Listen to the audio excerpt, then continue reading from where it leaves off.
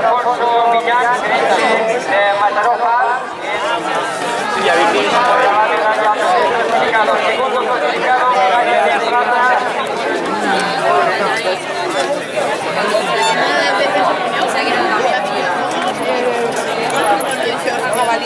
Es la que pone 4, es que la quinta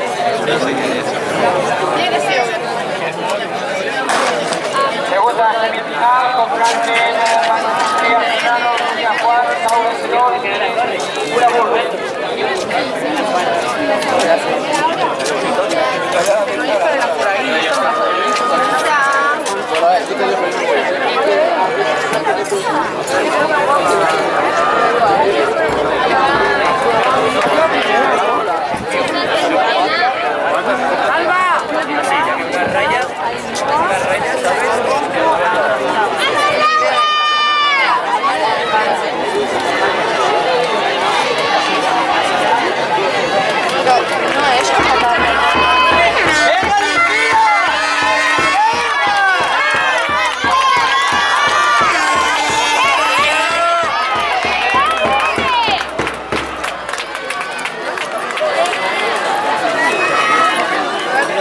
No hay sitio, tío.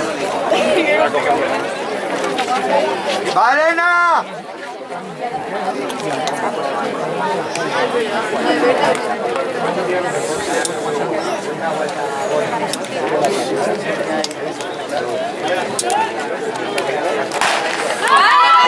Válida que fuera a la calle número 5 con Eva Santidrián de la Universidad de Burgos, cosecha la mejor marca de la temporada de todas las finalistas.